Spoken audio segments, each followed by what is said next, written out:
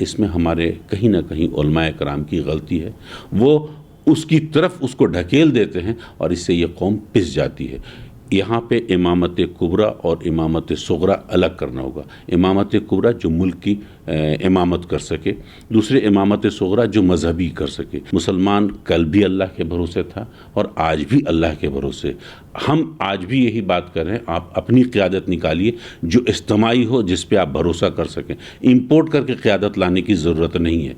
एक गलती उस ज़माने बहुत बड़ी हो गई थी कि नेहरू देश के नेता होंगे, अंबेडकर जो हैं दलित के नेता होंगे और मौलाना आज़ाद मुसलमान के नेता होंगे, और उन्होंने सियासत और क़यादत की बजाय वजारत को चुन लिया। ये सबसे बड़ी भूल हुई थी देश बचाओ दीन बचाओ के वक्त में, जब हज़रत मौलाना वली रहमानी साहब ने बहुत बड़ी गलती कर ली और उन्होंने भी वैसे ही कुछ चीज़ें चुन ली। उस वक्त वो क़यादत आपकी निकल सकती थी। बहुत अच्छा मौका था, आवाम बेदार थी। बिहार विधानसभा इलेक्शन को लेकर न्यूज़ मैक्स की टीम पटना पहुंच गई है। हमारे साथ मौजूद हैं अशफाक रहमान साहब, जो नेशनल कन्वीनर हैं जेडीआर के। 2014 से इन्होंने अपनी पार्टी की शुरुआत की थी, लोकसभा इलेक्शन भी लड़ाया लोगों को, और अब इस जो इलेक्शन होने वाले हैं विधानसभा के, उसमें पूरी तरह से तैयारी की जा रही है पार्टी के ज़रिए। और एक यूपीए बनाया गया है जिसमें कई पार्टियां हैं, यशवंत सिन्हा भी इनके साथ हैं। उसी को लेकर ये अपनी रणनीति बना रहे हैं। क्या है इनकी मंशा और किन मुद्दों को लेकर ये असेंबली इलेक्शन में जाने वाले हैं, इस पर हमारे साथ बात करने के लिए मौजूद हैं अशफाक रहमान साहब। अशफाक रहमान साहब, स्वागत है न्यूज़ मैक्स पर आपका। किन मुद्दों को लेकर आप इलेक्शन में जा रहे हैं? हम बेरोज़गारी के मुद्दे और बिहार में मौजूदा जो मुसीबतें आई हुई हैं, बिहार में सबसे बड़ा मुद्दा है बेरोज़गारी। आप देख रहे हैं कि पिछले 15 साल में हम शायद हिंदुस्तान में सबसे ज़्यादा पिछड़ गए, और गालिबन 40 लाख मज़दूर हर साल यहाँ से पलायन करते हैं और हिंदुस्तान के ही दूसरे शहरों में जा कर के वो नौकरी करते हैं। ये सबसे बड़ा मसला है। यहाँ की सारी इंडस्ट्री बंद कर दी गई है, करीब करीब सारी इंडस्ट्री, शुगर इंडस्ट्री थी, कॉटन इंडस्ट्री थी, डालमिया नगर बंद है, वो सारी की सारी इंडस्ट्री। तो हम लोग डेवलपमेंट की मुद्दे पे सामने आए हैं, और हम लोगों ने जो जनता दल राष्ट्रवादी भी उसमें शामिल है, यूडीए जो बनाया गया, इसकी कमान यशवंत सिन्हा के हाथ में है। और हमारे जो राष्ट्रीय अध्यक्ष हैं डॉक्टर रंजन प्रसाद यादव, ये भी अपने वक्त में बहुत मशहूर थे लालू जी के टाइम में, लेकिन इन्होंने उस जादववाद को ख़त्म करके जमात की राजनीति की ओर ध्यान दिया, और आज वो हमारे साथ हैं। तो हम लोग डेवलपमेंट को ही ले रहे हैं मुद्दा। आप बदलो बिहार का नारा दे रहे हैं, लेकिन जिस तरह से नीतीश कुमार ये कह रहे हैं कि पीछे लालू यादव की जो सरकार थी उसमें जिस तरह से करप्शन था, क्राइम था, लेकिन 15 साल में पूरे बिहार को बदल दिया है नीतीश। देखिए, ये एक पॉलिटिकल घोटाला है। नीतीश जी की सरकार लालू सरकार से ज़्यादा बड़ी घोटालेबाज सरकार है। जब ये चीज़ें सामने नहीं आ रही, इत्तेफाक है ये कि कुछ हद तक मीडिया जो इन चीज़ों को उछालना चाहता था, उछालना चाहिए था, शायद वो लोग नहीं उछाल रहे हैं। लेकिन बड़े बड़े घपले हो रहे हैं, एस्टिमेट घोटाले हो रहे हैं। जिस चीज़ का 100 करोड़ रुपए एस्टिमेट होना चाहिए, वो 400 करोड़ के एस्टिमेट पे बन रहा है। मतलब 300 करोड़ का घोटाला ऑलरेडी एस्टिमेटेड घोटाला है। ठीक है, एक बात आप समझ लीजिए, डेवलपमेंट क्या है। आप बिहार में एक मरतबा पूरा ग्राउंड रियलिटीज़ पे आप चले जाएँ, तो ग्राउंड पे आप जब जाएंगे तो जिस तरह बेरोज़गारी है और करप्शन है, वो इतना ज़्यादा बढ़ गया, शायद लालू यादव इनके सामने छोटे भाई नज़र आएंगे। और ये एक पॉलिटिकल घोटाला ये लोग कर रहे हैं कि दुनिया दूसरी तरफ या सूबे के लोग दूसरी तरफ देखे ही नहीं, एक तरफ यूडीए और एक तरफ एनडीए और यूपीए। मतलब हम वो थे, बेईमान थे, चोर थे, जो भी वो कहते थे, या घोटालेबाज थे, हम उनसे कम हैं। हकीकत ये है कि दोनों से बिहार की जनता उब चुकी है। अब बिहार की आवाम, हम लोग, ये चूँकि लॉकडाउन है, इसमें हम बड़े पॉलिटिकल एजेंडे को, मतलब पॉलिटिकल फंक्शन नहीं कर पा रहे हैं, तो हम लोग जनसंवाद के मार्फत से गांव-गांव जा रहे हैं। देखिए, अभी बाढ़ आया था, बाढ़ के ज़माने में भी हम लोग हर जगह पे गए, हर उन इलाकों में गए। पूरा बाढ़ग्रस्त इलाके का हम, यशवंत सिन्हा, नागमणि और देवेंद्र यादव, 4 आदमी ने मिलकर दौरा किया था। उसके बाद आपने सुना होगा, अचानक एक दिन नीतीश कुमार हेलीकॉप्टर लेके उठने और जाकर के दरभंगा गए। दरभंगा गए, थोड़ी देर इंस्ट्रक्शन दिया, चले गए। कोविड का एक ऐसा हंगामा है, तो इस वक्त में आप देखिए तो सरकार क्वारंटाइन हो गई, जबकि सरकार से लोगों को सबसे ज़्यादा मदद की उम्मीद थी, ये क्वारंटाइन हो गई। जो लोग आ रहे थे, आप लोगों ने सुना होगा कि नीतीश सरकार ने उस वक्त मना कर दिया कि हम अपने लोग, भाई अपने घर आ रहा है, वहाँ बेरोज़गार है, भूखे मर रहा है, और आपका ये आपके बाप का ये स्टेट नहीं है कि आप कह दीजिएगा कि साहब आप नहीं आइए।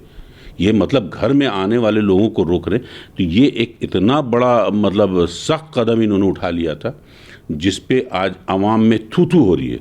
ये पहले मुख्यमंत्री ऐसे हैं जिनसे लोग चिढ़ गए हैं। लेकिन दावा ये किया जा रहा है कि जो लोग बिहार आए थे उनको मनरेगा के तहत रोजगार दिया गया है, हालांकि परेशानी उनको हुई कि पैदल आना पड़ा, लोगों को भूखे प्यासे आना पड़ा, बगैर चप्पलों के आना पड़ा, जिस तरह के दृश्य टीवी चैनल्स पर दिखाए गए जब लॉकडाउन हुआ था। लेकिन अब ये दावा किया जा रहा है कि सबको रोज़गार दे दिया गया है। किसी को रोज़गार नहीं दिया गया। अगर आपको देखना है तो रोज़ सुबह चले जाइए एयरपोर्ट पे, ये गरीब मजदूर फिर वापस जा रहे हैं। 20 लाख से ज़्यादा लोग जा चुके हैं प्राइवेट गाड़ियों से और अब फ्लाइट से, समझ गए। उनको यहाँ भूखमरी की स्थिति है। बुरी तरह से ये झूठ है और सिर्फ झूठ का पलंदा है। ये सिर्फ झूठ बोल रहे हैं, सच तो ये बोलते ही नहीं है। ये तो खुद ही क्वारंटाइन होकर के रह गए, और जब सरकार क्वारंटाइन हो तो जनता तो आईसीयू में ही नजर आएगी ना आपको। क्या आप समझ रहे हैं? ये सिर्फ झूठ की बातें कर रहे हैं, हकीकत में ऐसा कुछ नहीं। सारा कारोबार ठप है। आप जिस जगह बैठ करके ले रहे हैं, देखिए वहाँ पे ठप है, सारी चीज़ें ठप है। तो ये डेवलपमेंट कहाँ से ला रहे हैं? किसको दे रहे हैं? मनरेगा का कौन सा काम हो रहा है? इन्होंने एक पुल बनाया साहब, 1 हफ्ते के अंदर में वो पूरा पुल टूट गया, पूरी रोड बह गई। 263 करोड़ का पुल था, उसमें भी यशवंत गए थे हम लोग। आप देखिए उसको। ये तो ऐसी चीज़ कर रहे हैं जो सिर्फ कागजी है, ज़बानी जमा खर्च है, और ये सिर्फ दिखा रहे हैं कि भाई हम लालू से अच्छे हैं। भाई आप लालू से अच्छे नहीं, बहुत बुरे हैं। वो 15 साल पहले की बात थी। आपको 15 साल हुकूमत करने का मौका मिला है और 15 साल में आप डेवलप नहीं किया, और आज फिर कह रहे हैं कि हम कर दें। सिर्फ कागज़ पे कहने से नहीं हो जाएगा। जिस तरह से नरेंद्र मोदी ने जब लोकसभा इलेक्शन हुए थे उस वक्त ऐलान किया था एक बड़े पैकेज का, पब्लिक से पूछ करके कि 5,000 करोड़, 10,000 करोड़, उसके बाद 1 लाख पर जाकर रुके थे। लेकिन उसका अगर रियलिटी देखते हैं, मैं खुद बाई कार दिल्ली से आया हूँ, तो जैसे बिहार में एंटर करते हैं तो उसके बाद सड़कों का बुरा हाल है। पुल पूरी तरह से जिस तरह के बनने चाहिए उस तरह के पुल नहीं हैं। तो डेवलपमेंट के नाम पर यह कहा जा सकता है कि बिहार के साथ सौतेला व्यवहार केंद्र का हमेशा रहा है। जिस तरह से NHAI बनना चाहिए वो नहीं बना। देखिए पिछले 15 साल से बीजेपी के साथ मिला के बिहार की नीतीश बाबू की सरकार चल रही है। आमतौर से जो वोटर बीजेपी से खफा होता है तो वो नीतीश बाबू के साथ चला गया, उनको ऐसा लगा कि मेरे साथ चले आए। लेकिन अब वो भी अपने को ठगा हुआ महसूस करता है जब ये बीजेपी से दोबारा हाथ मिला लेते हैं। रही बात नरेंद्र मोदी की, बहुत बड़े नेता हैं, देश में बहुत लोकप्रिय नेता हैं, और बोल बचन में उनको अमिताभ बच्चन कहिए, आप बोल बचन में बहुत आगे हैं। तो उनके बारे में कमेंट करना मेरे ख्याल से कमेंट का भी एक मजाक होगा। उनके बारे में कोई कमेंट है, वो सिर्फ भावनाओं की राजनीति कर रहे हैं, और भावनाओं के तहत तो जो उनके वोटर्स थे वो भावना में बह गए थे, और आज वो पछता रहे हैं कि हमने किसको चुन लिया है। आज देश बिक रहा है, देश को बेचा जा रहा है। आज आप देखिए, अभी कल के इसमें हमने देखा कि अंबानी के एसेट को 35% ग्रोथ है। पूरे हिंदुस्तान में सब डी ग्रोथ है। अंबानी 35% उसके इसमें, और दुनिया का चौथा अमीर आदमी वो आदमी बन गया। और हमारी इकोनॉमी 23.9% फर्स्ट क्वार्टर में कोलैप्स की है, जो दुनिया में सबसे ज़्यादा है। इनके पास कोई प्लान नहीं सिवाय अपने चंद दोस्तों को, अडानी और अंबानी की सरकार हो जाएगी कुछ दिन में। इनके किसी बात पे जवाब देने का कोई तुक ही नहीं, क्योंकि ये लॉजिकल बात ही नहीं करते हैं। ये पढ़े लिखे लोगों को कहते हैं नाली से गैस बना लो, ये कुछ कहते हैं, ये सपने दिखाने में बहुत माहिर हैं। तो उनकी बात ही मत कीजिए, वो सिर्फ भावना पे बेचते हैं। उनके पास 3 ही मुद्दे होते हैं, एक पाकिस्तान, दूसरा मुसलमान, तीसरा आतंकवाद। समझ गए? इसके अलावा उनके पास और कोई मुद्दा नहीं है। यहाँ के लोगों को वो बेवकूफ़ बना रहे हैं, और अब लोग शायद समझ चुके हैं। वो आपको बिहार के चुनाव में नज़र आएगा। चुनाव रणनीति की अगर बात की जाए तो बीजेपी को सबसे अव्वल माना जाता है। जिस तरह से अभी कोरोना काल हुआ और उसके बाद रैली की इजाज़त नहीं है, अब 21 तारीख के बाद 100 लोगों की रैली कर सकते हैं। तो ऐसे में किस तरह से इलेक्शन में आप लोग जाएंगे? बीजेपी पूरी तरह से तैयार है, तमाम जगह स्क्रीन लगा दिए गए हैं, और उसके ज़रिए जिस तरह से पीछे संवाद किया अमित शाह ने, तो पूरी तरह से उनकी तैयारी है, लेकिन विपक्ष कितना तैयार है? क्योंकि विपक्ष ये मांग कर रहा था कि इलेक्शन को पोस्टपोन किया जाए।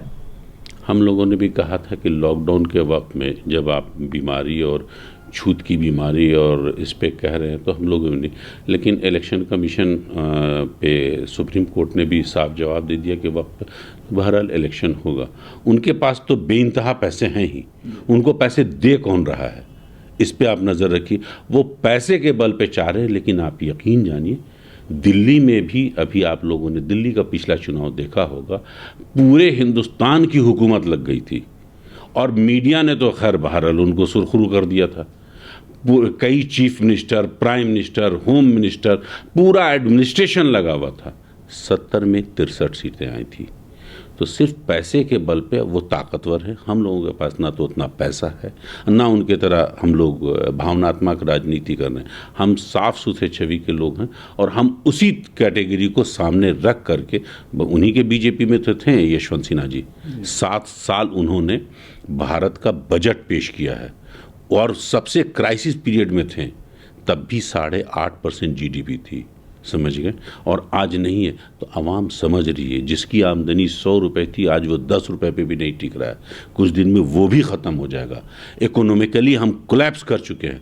आवाम तक ये चीज़ पहुंच रही है, ज़बान से उनके झूठ पहुंच रहा है और हकीकत में उसके तन का कपड़ा और मुंह की रोटी छीनी जा रही है। हम इन मुद्दों को लेके जन संवाद कर रहे हैं और जन संवाद के माध्यम से हम कोशिश करेंगे कि हम अपने आप को बेहतर साबित कर सकें और आवाम के दिल में उतरें।